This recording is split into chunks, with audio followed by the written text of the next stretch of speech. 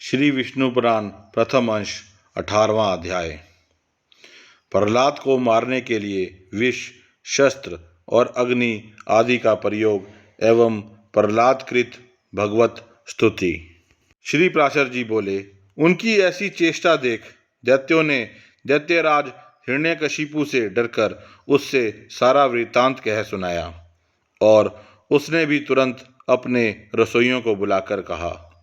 हिरण्यकशिपु बोला, अरे सुदगण, मेरा यह दुष्ट और दुर्मति पुत्र औरों को भी कुमार्ग का उपदेश देता है, अतः तुम शीघ्र ही इसे मार डालो। तुम उसे उसके बिना जाने समस्त खाद्य पदार्थों में हलाहल विष मिलाकर दो और किसी प्रकार का सोच विचार न कर उस पापी को मार डालो। श्री प्राशर जी बोले, तब उन रसोइयों ने महात्मा प्रहलाद को जैसा कि उनके पिताजी की आज्ञा दी थी उसी के अनुसार विष दे दिया। हे मैत्रेय, तब वे उस घोर हलाहल विष को भगवान नाम के उच्चारण से अभिमंत्रित कर अन्न के साथ खा गए तथा भगवान नाम के प्रभाव से निस्तेज हुए उस विष को खाकर उसे बिना किसी विकार के पचाकर स्वस्थ चित्त से स्थित रहे। उस महान विष को पचा हुआ देख रसोइयों ने भय से व्याकुल हो हिरण्यकशिपु के पास जा उसे प्रणाम करके कहा। सुदगण बोले, हे दैत्यराज, हमने आपकी आज्ञा से अत्यंत तीक्ष्ण विष दिया था, तथापि आपके पुत्र प्रहलाद ने उसे अन्न के साथ पचा दिया। हिरण्यकशिपु बोला, हे पुरोहितगण, शीघ्रता करो, उसे नष्ट करने के लिए अब कृत्या उत्पन्न करो और देरी ना करो। श्री प्राशर जी बोले, तब पुरोहित ने अति विनीत प्रहलाद से उसके पास जाकर शांतिपूर्वक कहा। पुरोहित बोले, हे आयुष्मान, तुम त्रिलोकी के विख्यात ब्रह्मा जी के कुल में उत्पन्न हुए हो और दैत्यराज हिरण्यकशिपु के पुत्र हो। तुम्हें देवता, अनंत अथवा और भी किसी से क्या प्रयोजन है? तुम्हारे पिता तुम्हारे तथा संपूर्ण लोकों के आश्रय हैं और तुम भी ऐसे ही होगे। इसलिए तुम यह विपक्षी की स्तुति करना छोड़ दो। तुम्हारे पिता सब प्रकार प्रशंसनीय हैं और वे ही समस्त गुरुओं में परम गुरु हैं। प्रहलाद जी बोले, हे महाभागगण, यह ठीक ही है। इस संपूर्ण त्रिलोकी में भगवान मरीचि का यह महान कुल अवश्य ही प्रशंसनीय है, इसमें कोई कुछ भी अन्यथा नहीं कह सकता। और मेरे पिताजी भी संपूर्ण जगत में बहुत बड़े पराक्रमी हैं, यह भी मैं जानता हूँ। यह बात भी बिल्कुल ठीक है, अन्यथा नहीं। और जो कहा कि समस्त गुरुओं में पिता ही परम गुरु है, इससे भी मुझे लेश मात्र संदेह नहीं है। पिताजी परम गुरु हैं और प्रयत्नपूर्वक पूजनीय हैं, इसमें कोई संदेह नहीं। और मेरे चित्त में भी यही विचार स्थित है कि मैं उनका कोई अपराध नहीं करूँगा। किंतु आपने जो यह कहा कि तुझे अनंत से क्या प्रयोजन है, सो ऐसी बात को भला कौन न्यायोचित कह सकता है? आपका यह कथन किसी भी तरह ठीक नहीं है। ऐसा कहकर वे उनका गौरव रखने के लिए चुप हो गए और फिर हंसकर कहने लगे, तुझे अनंत से क्या प्रयोजन है? इस विचार को धन्यवाद है। हे मेरे गुरुगण, आप कहते हैं कि तुझे अनंत से क्या प्रयोजन है। धन्यवाद है आपके इस विचार को। अच्छा, यदि आपको बुरा न लगे तो मुझे अनंत से जो प्रयोजन है सो सुनिए।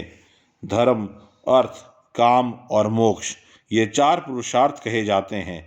ये चारों ही जिनसे सिद्ध होते हैं, उनसे क्या प्रयोजन? आपके इस कथन को क्या कहा जाए? उन अत्यंत से ही दक्ष और मारीचि आदि तथा अन्यायन्य ऋषि शुरवरों के धर्म, किन्हीं अन्य मुनीश्वरों को अर्थ एवं अन्य किन्हीं को काम की प्राप्ति हुई है। किन्हीं अन्य महापुरुषों ने ज्ञान, ध्यान और समाधि के द्वारा उन्हीं के तत्वों को जानकर अपने संसार बंधन को काटकर मोक्ष पद प्राप्त किया है। अतः संपत्ति, ऐश्वर्य, महात्म्य, ज्ञान, संतति और कर्म तथा मोक्ष, इन सब की एकमात्र मूल श्री हरि की आराधना ही उपार्जनीय है। हे द्विजगण, इस प्रकार जिनसे अर्थ, धर्म, काम और मोक्ष ये चारों ही फल प्राप्त होते हैं, उनके लिए भी आप ऐसा क्यों कहते हैं कि अनंत से तुझे क्या प्रयोजन है और बहुत कहने से क्या लाभ? आप लोग तो मेरे गुरु हैं, उचित अनुचित सभी कुछ कह सकते हैं और मुझे तो विचार भी बहुत ही कम है। इस विषय में अधिक क्या कहा जाए? मेरे विचार से तो सबके अंतःकरणों में स्थित एकमात्र से वे ही संसार के स्वामी तथा उसके रचयिता, पालक और संहारक हैं। वे ही भोक्ता और भोज्य तथा वे ही एकमात्र जगदीश्वर हैं। हे गुरुगण, मैंने बाल्य भाव से यदि कुछ अनुचित कहा हो तो आप क्षमा करें। पुरोहितगण बोले, अरे बालक, हमने तो यह समझकर कि तू फिर ऐसी बात न कहेगा, तुझे अग्नि से जलने से बचाया है। हम यह नहीं जानते थे कि तू ऐसा बुद्धिहीन है। रे दुर्मते, यदि तू हमारे कहने से अपने इस मोहमय आग्रह को नहीं छोड़ेगा तो हम तुझे नष्ट करने के लिए कृत्या उत्पन्न करेंगे।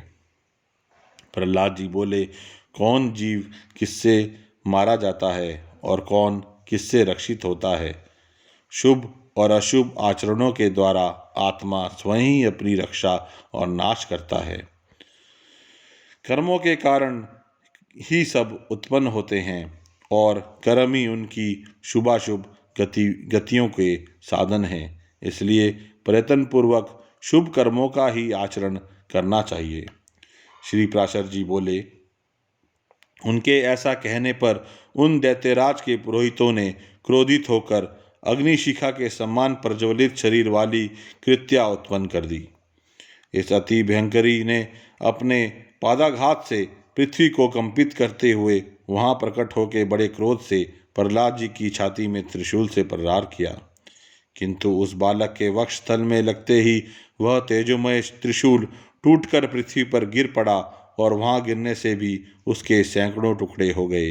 जिस हृदय में निरंतर अक्षुण्ण भाव से श्री हरि भगवान विराजते हैं, उसमें लगने से तो वज्र के भी टुक टुक हो जाते हैं। त्रिशूल की तो बात ही क्या है। उन पापी पुरोहितों ने उस निष्पाप बालक पर कृत्या का प्रयोग किया था, इसलिए तुरंत ही उसने उन पर वार किया और स्वयं भी नष्ट हो गई।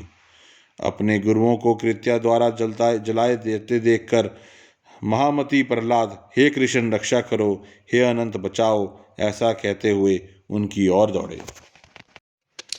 प्रहलाद जी कहने लगे, हे सर्वव्यापी विश्वरूप विश्वस्रष्टा जनार्दन, इन ब्राह्मणों की इस मंत्राग्नि रूप दुस्सह दुख से रक्षा करो।